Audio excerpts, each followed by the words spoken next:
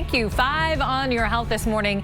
Using weight loss drugs for the wrong reasons. Experts warn they're not shortcuts to a smaller size. Here to explain is Dr. Jennifer Manny-Guler, a GLP-1 expert at Mass General Brigham. Doctor, thank you so much for joining us this morning.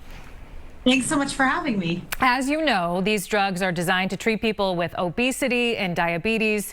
Who else do you think is taking them? Sometimes just anecdotally, it sounds like a lot of people take them.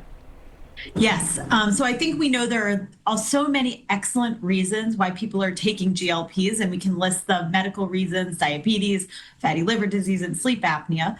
But we're increasingly worried about the danger that some people are wanting to take them for smaller amounts of weight loss.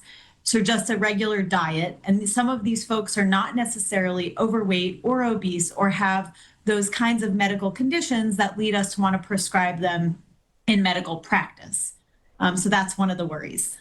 If someone needs to lose 10 pounds, then say, to fit into a dress or an outfit, say for a wedding, you're not going to prescribe a GLP-1. Are there some negative side effects, or what is the reason for that?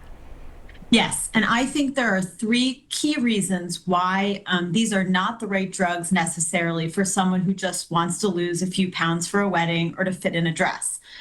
Some of those reasons include that, like all medications, even though these are wonderful options for many people, they do have side effects. And so when you take them when you don't have a medical reason, you're assuming all the risks of those side effects without necessarily all the benefits, the medical benefits. So that's one. The other one is the cost. So these are not necessarily cheap.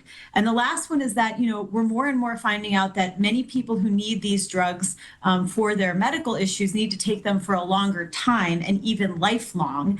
And we're not 100% sure about the effects of going on and off and on and off of them. And so you're also assuming any risks of doing that when you use them for short periods of time or for more like crash diets or to get into your dress, etc. Have you heard of people actually abusing these drugs?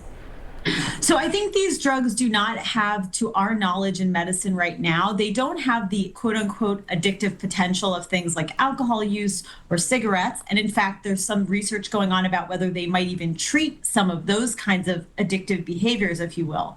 But what we do worry about is that they can encourage people who may have eating disordered behaviors to restrict food intake, to lose too much weight, and to engage in some of those behaviors, which themselves can also be dangerous and cause other kinds of medical problems like dehydration. All right, all important to keep in mind. Dr. Jennifer Manny-Guler, a GLP-1 expert at Mass General Brigham. Thank you so much for joining us this morning.